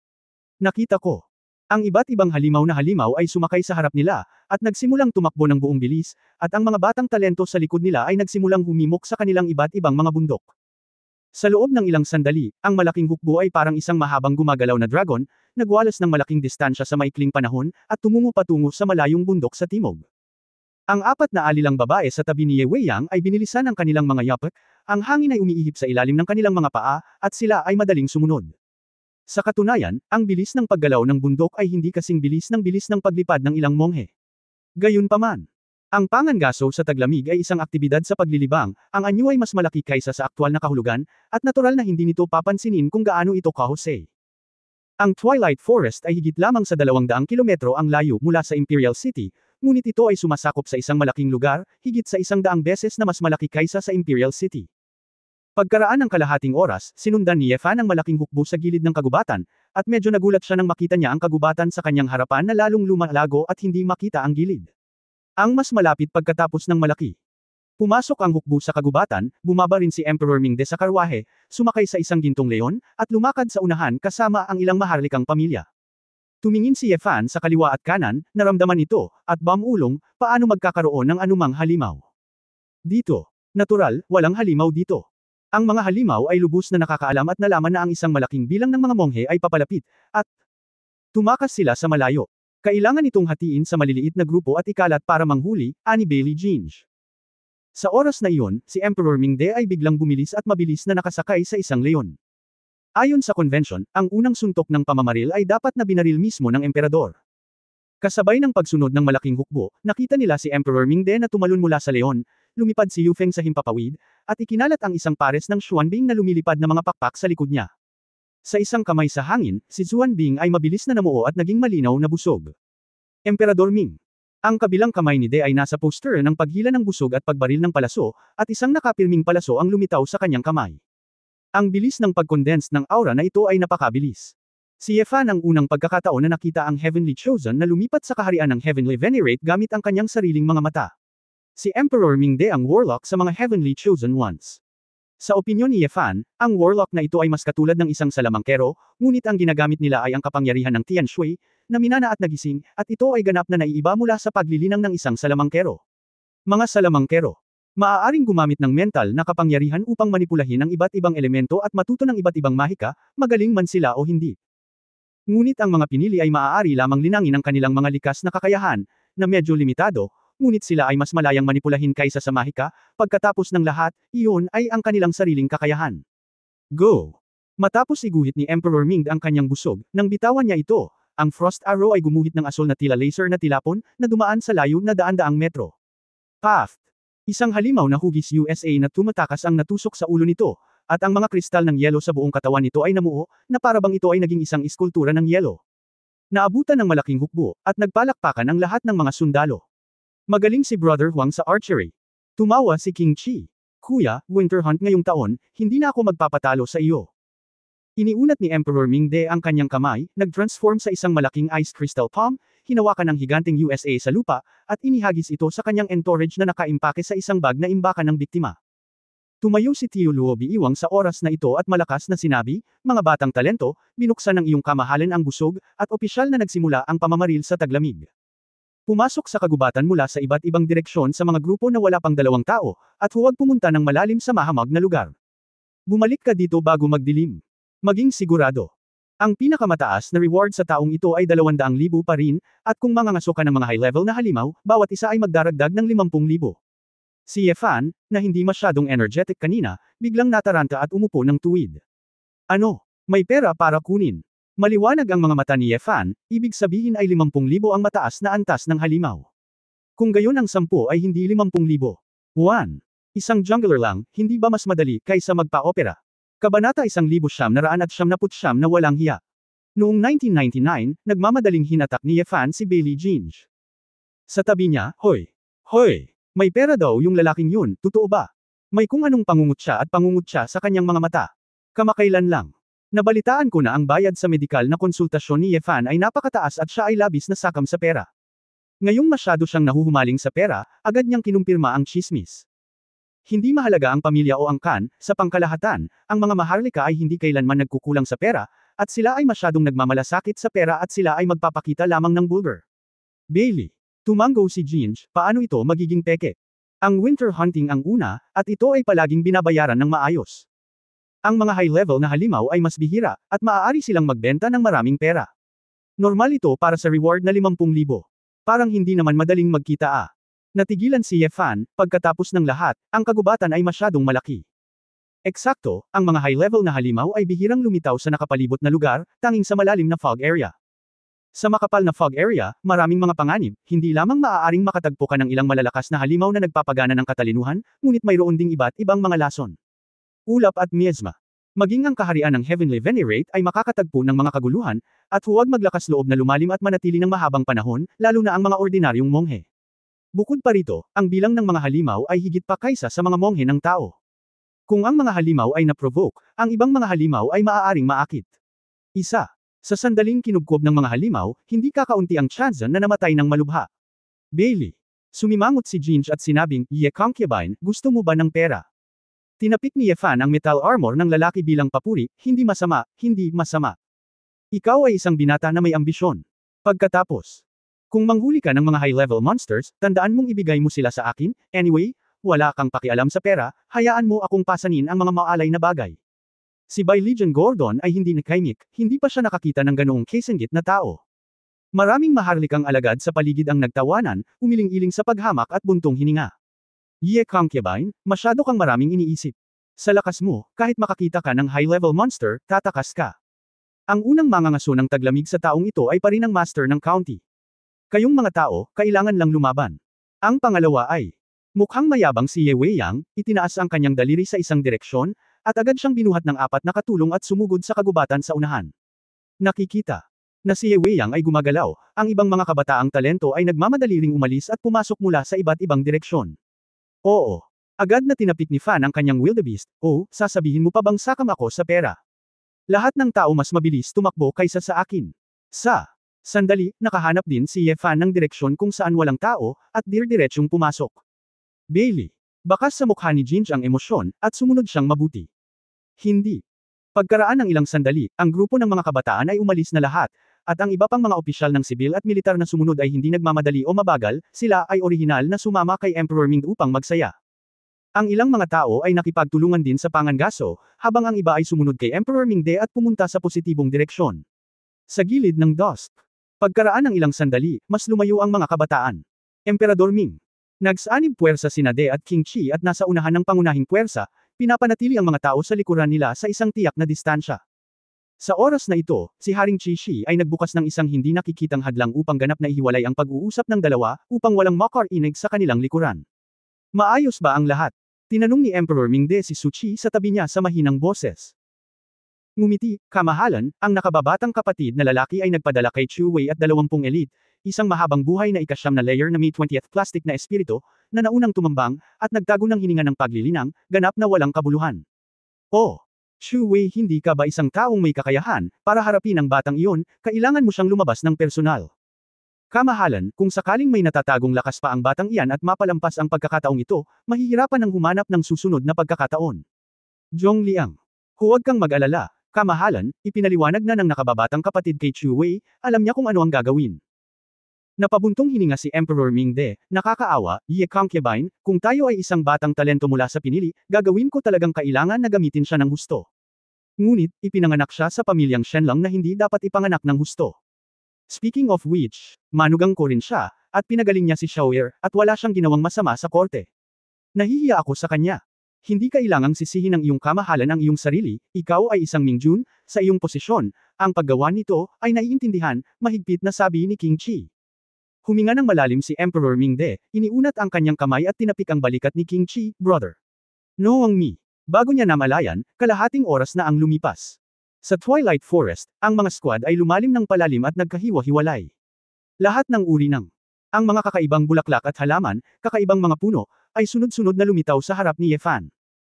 Nakatagpo nga si Ye Fan ng ilang halimaw, ngunit pagkatapos tanungin si Bailey Ginge, nalaman niya na sila ay mababang antas lamang ng mga halimaw, hindi kahit na mga intermediate level na halimaw, at hindi man lang siya interesadong patayin sila.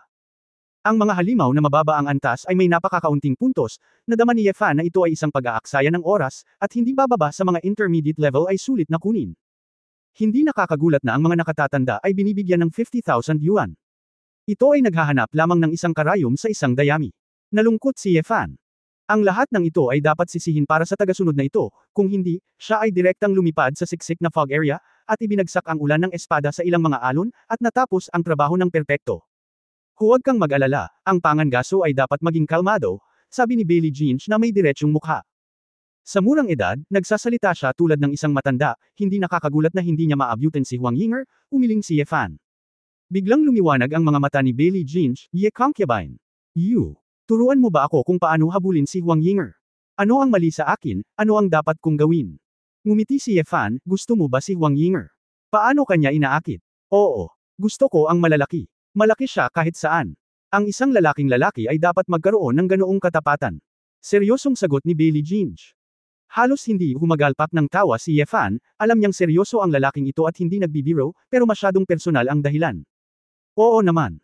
Isang labanos at isang hukay, itong si Bailey Ginge mismo ay malaking tao, at matangkad din ang babaeng gusto niya. Kung ano ang sinabi mo sa akin ngayon, huwag mong sabihin kay Huang Yinger, o kailangan kanyang tugisin, Ye. Napabuntong hininga si Fan, pagkatapos ay kumuha ng isang bungkus ng mga ligaw na bulaklak sa gilid ng kalsada at sinabing, maaari mo siyang bigyan ng regalo. Magpadala ng mga bulaklak, at karaniwang humingi ng init. Hanggat hindi siya nagagalit o nagagalit, kailangan mong maging bastos. Pagkaraan ng mahabang panahon, alam niyang sinsero ka, at maaaring magkaroon ka ng pagkakataon. Magpadala ng mga bulaklak. Magugustuhan ba ni Huang Yinger ang mga bulaklak? Paano hindi magugustuhan ng isang babae ang mga bulaklak? Tapos, gusto mo bang kumanta ng tula? Kumanta ng lyrics. Kayong concubine, turuan mo ako, mapilit na sabi ni Bailey Ginge. Yeah. Hinaway-kaway ni Fan ang kanyang kamay, gusto ni Huang Yinger ang mga lalaki, tula at tula, tiyak na hindi niya ito magugustuhan, talagang natutugunan mo ang kanyang aesthetic standards, may tiwala sa iyong sarili. Bamantong hininga si Bailey Ginge, ngunit Huang Yinger ang puso ko ay si Yingmo. Si Yingmo ay mas mahusay kaysa sa akin. Pero si Yingmo ay kabilang sa White Tiger Clan, hindi ba pinapayagan ng clan ang intermarriage? Ano ang kinakatakutan mo? Sabi ni Ye Fan. Nagliwanag ang mga mata ni Bailey Ginge, at tinapik niya ang kanyang noo, oo. Bakit hindi ko naisip? Umiling si Ye Fan, medyo cute ang tanggang malaking lalaki na ito. Yun. Sa mundong sinaunang panahon, bagaman hindi nag-aasawa ang mga angkan, higit sa lahat ay hindi sila pinapayagang magkaroon ng mga anak. Ang ilang mga kalalakihan at kababaihan ng iba't ibang angkan ay mayroon ding malilim na relasyon ng pribado. Ngunit ang isang babaeng tulad ni Huang Yinger ay malamang na hindi magiging casual. Salamat concubine Ye, magpapadala ako ng mga bulaklak kay Huang Yinger pagbalik ko, ako. Walang hiya ako. Si Bailey Ginge ay sabik na subukan si Ye. Halos hindi matawa si Fan, sayang naman at hindi nag-comedy ang lalaking ito. Sa oras na ito, nang si Ye Fan ay patuloy na lumalapit sa loob ng Twilight Forest, ang ilang mga espesyal na paggalaw ay nagmula sa paligid, at isang kakaibang kulay ang kumislap sa kanyang mga mata. Oo naman. Hindi ba hahayaan nitong mamuhay ng payapa ang pamamaril na ito sa taglamig? Ngumisi si Ye Fan sa kanyang puso. Kabanata 2000. 2000. Bilasan mo at hanapin ang halimaw, gusto kong mauna. Nagkunwari si Ye Fan na walang nangyari, hinimok siya, at pagkatapos ay sumakay patungo sa kailaliman ng Twilight Forest. Ye concubine. Wait. Huwag masyadong mabilis, kung maraming galaw, tatakas ang mga halimaw. Sumunod si Bailey Ginge mula sa likuran, umiling-iling na walang magawa, iniisip na bagaman talentado ang babae na ito, hindi talaga niya naiintindihan ang pangangaso.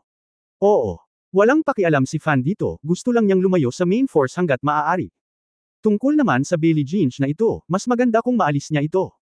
Bagamat ang mga taong ito na sumubaybay sa kanya ay nagtago ng kanilang paglilinang at aura, si Ye Fan ay nasa antas ng ninuno sa mga tuntunin ng pagsubaybay sa pagpatay. At saka, ang sensitivity ng kakayahang pangunawa ay higit na nakahihigit kaysa sa karaniwang mga monghe, at maaari pa rin niya itong makita. Ang lahat ng ito ay may layuning pumatay. Matapos ang lahat ng takbo. Paraan para sa higit sa 10 milya, siya ay nahila ng isang mahabang distansya mula sa ibang mga tao. Bailey. Sumimangot si Ginge at nagsabi, Ye consort, hindi ka makakahanap ng mga halimaw na ganito, kailangan nating magdahan-dahan, makinig ka lang sa akin. Oo. Napabuntong hininga si Fan at lumingon, kung gayon, bakit hindi natin ito hanapin ng hiwalay? Talagang, wala nang masyadong kalsadang natitira mula sa makapal na fog area. Kung ang isang malakas na halimaw ay nakatakas, maaaring hindi mo ito kayang harapin ng mag-isa. Sabi ni Bailey Ginge. Sa sandaling ito, may isang palumpong sa harap niya, na nagpapakita ng kulay abong ulo ng hayop. Ang dilim. Ang mga berdeng mata ay kahawig ng isang coyote, ngunit ang matinik na balahibo sa kanyang katawan ay higit sa 3 beses na mas malaki kaysa sa isang normal na lobo. Ang halimaw na hugis lobo ay nakatingin kay Ye Fan at sa kanilang dalawa ng masama, na parang nag-aalangan kung Cecil K. Iron Halberd Demon Wolf. Lumiwanag ang mga mata ni Bailey Ginge, at sinabi niya ng may labis na kagalakan, Ye consort. Iyan ay isang middle-level na demonyong halimaw. Ang ganitong uri ng demonyong lobo ay may sakam na ugali at bihirang sumuko at makatakas ng direkta. Tutulungan kitang alisin ito. Salamat. Nang hindi naghihintay na magsalita si Ye Fan, tumalo na si Bailey Ginge mula sa kanyang bundok at kumuha ng sarili niyang sibat na pilak. Siya.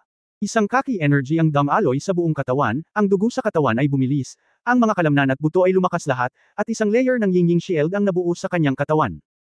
Hawak ang sibat sa isang kamay, ang isa ay umiikot patagilid, ang sibat sa kanyang kamay ay sumambulat sa langit na may bagyo ng parang buhangin na enerhiya.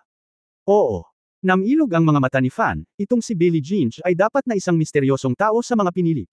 Xuanxi, na naglilinang ng mga buto ng astral, chi at dugo, at espiritual na kahulugan, ay naglilinang din sa loob at labas, at itinuturing na isang mandirigma sa mga napili. Nadama ni Ye Fan na ang cultivation path ng Xuanxi na ito ay medyo katulad ng pinakatradisyonal na sinaunang martial artist, ngunit ang kanilang mga kakayahan ay likas. Bagamat siya ay hindi kasing dakila ng isang warlock sa kanyang mga kamay, ang pisikal na kalidad ni Xuanxi ay mas malakas at mas nababaluktot. Ubu. Ang dumulas ang sibat sa isang mahabang distansya, at sasaksakin na sana ang demonyong lobo sa ulo. Ang bakal na halberd. Dumating ang masamang hayop sa tamang oras. Umungol si Billie Jean, at sa isang tawag, ang sibat na lumipad palabas ay lumipad pabalik. Sa parehong oras, ang kamay ni Billie Jean ay muling pinalapot ang enerhiya ng dilaw na buhangin, at sinuntok niya ng kamao ang demonyong lobo. Wow! Ang demonyong lobo ay direktang itinulak sa hangin ng isang kamao. Kung tutusin, isa itong halimaw, at mas malakas ang pangangatawan nito kaysa sa tao. Kahit na hindi pa nasisimula ng espiritual na pagsasanay, samuka lang siya ng dugo pagkatapos masuntok, at pagkatapos ay tumalikod siya at tumakbo palayo. Bailey. Nakita ni Ginge ang pagkakataon, at ang sibat na naalala niya sa kanyang kamay ay muling tumusok. Path. Ang putok na ito ay direktang tumagos sa likod ng demonyong lobo, na ikinamatay niya sa lugar. Haha, concubine Ye, swerte tayo. Kung ibang halimaw, baka maaga silang tumakas, at ngayon lang natin nakilala itong hindi takot sa kamatayan. Lumapit si Billie Jean at binalak na alisin ang katawan ng halimaw na lobo. Ngunit sa sandaling ito, isang lalaking nakaitim ang biglang lumipad pababa mula sa tuktok ng isang mataas na puno. Isang mahabang espada na may sinota. Alerto na itinaas ni Billie Jean ang kanyang ulo, at sabay na tumalikod upang maiwasan ito. Ang Escrimador na nakasuot ng itim na nakamaskara ay may 8 antas na cultivation base, na mas malakas kaysa kay Billie Jean. Bailey. Naalala ni Jean ang isang mahabang sibat at nakipag-away sa Escrimador, at biglang gumawa ng metal symphony ng ding ding ding dong. Bagaman ang cultivation base ng swordsman ay bahagyang mas mataas, ang talento ni Billie Jean ay mas mataas, ngunit siya ay hindi lubos na dehado. Kung ito ay isang monghe sa panahon ng paghubog sa mundo, karamihan sa mga labanan ay walang pinipiling pambobomba, ngunit sa sinaunang panahong mundo, ang magsasaka ay nagpapatuloy pa rin sa aktwal na pakikipaglaban, marunong gumamit ng espiritu at enerhiya ng makatwiran, at hindi gagawa ng labis na ingay ng walang dahilan. Ang ganitong uri ng santukan na paghaharap ay tila walang pinagkaiba sa mga ordinaryong sinaunang mandirigma, ngunit ang dalawa sa kanila ay mahigpit na nakikipaglaban sa lakas ng kaharian na humuhubog sa espiritu. Ang shockwaves. Ye consort, halika at tulungan mo ako at patayin ang assassin na ito. Sigaw ni Billie Jean. Ngunit sa lalong madaling panahon. Tapos na siyang sumigaw, napagtanto niyang 2 assassin ang nahulog mula sa mga puno sa magkabilang gilid at napatay si Ye Fan. Napagtatanto na silang dalawa ay mayroon ding ikapitong antas ng espiritual na paghubog, by Legion. Ye concubine, tumakbo ka dali. Nang hindi niya sinasabi, tumatakbo na si Ye Fan. Nang makita ito ni Billie Jean, hindi niya maiwasang magmadaling nagpaalala ng malakas, talikod ka. Lumiko ka dali. Mali ang direksyon. Si Ye Fan ay hindi lumabas at patungo sa direksyon ng hukbo, ngunit direktang tumakbo sa Twilight Forest. Bailey. Naisip ni Jean na si Ye Fan ay nagpapanik at hindi niya masabi ang direksyon, ngunit siya ay masyadong abala upang makahabol.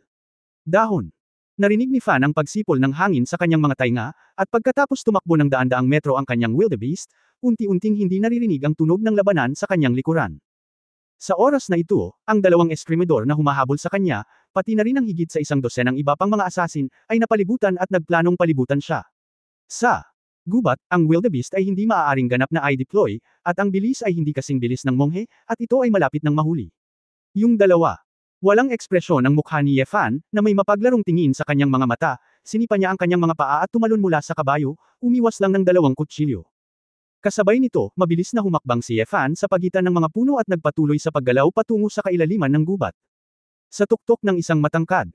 Sa loob ng ilang sandali, mahigit 100 iba pang assassin na nakaitim ang nahulog din mula sa mga puno at nagsimulang hamarang ng direkta sa harapan. Huminto ang 8 Escrimador na may itim na damit sa harap ni Ye Fan, at isa-isa, itinaas nila ang base ng cultivation ng kaharian na hugis espiritu, at lumitaw ang iba't ibang halos, at sabay nilang binaril si Ye Fan. Naramdaman ni Ye Fan na sapat na ang distansyang ito, kaya tumigil na lang siya sa pagtakbo, at may nakamamatay na layunin sa kanyang mga mata. Pagkawatak-watek. Sa isang iglap. Sa pisikal na paggana ni Ye Fan na lubos na napabuti, ang bilis ay biglang naging mas mabilis. Gamit ang footwork na kumakalat at lumiliit sa 1 pulgada, ang figure ay gumagalaw na parang kidlat. Ang 8. May sobrang matalas na espada kay Ye. Ang kamay ng fan, na lumitaw sa likod ng mga eskrimador na ito, at may umiikot na laslas, 8 ulo ang lumipad ng diretsyo. Kahit na ang pagkakawatak-watek ng unang layer ay kapangyarihan pa rin ng mahabang buhay na kaharian, kasama ng sinaunang eskrimador ni Yefan, ang pagpatay sa mga walang ingat na espiritong mamamatay na kaharian na ito ay ganap na paghiwa ng mga melon at gulay. Lahat ng ito, nangyari sa isang iglap, at ang natitirang dosenang mga tao ay natigilan, at hindi nila naiintindihan kung ano ang nangyayari. Nang makita ang dugong lumabas mula sa leeg ng mga taong iyon, biglang bumaha sa puso ng 12-dosenang mga tao. Ano ba talaga ang nangyari? Ito ang bilis ng isang cultivator sa core formation stage. Ang lakas ng elixir period. Ang susi walang nakakaintindi nito. Sa susunod na segundo nagpapakita muli. Si Yefan ay tumalon sa tuktok ng higanteng puno na parang multo. Nasa harap niya ang mahabang buhok na nakamaskara na Killer Commander. Ang commander. Napakabigla ng lahat, paano sa isang kisap mata, ang mga mangangaso na ito ang naging biktima sa halip. Magtago at maghanap, oras na para tapusin, ngumiti ng masama si Yefan. Pagtatapos ng kabanatang ito. For more updates, click on the notification bell.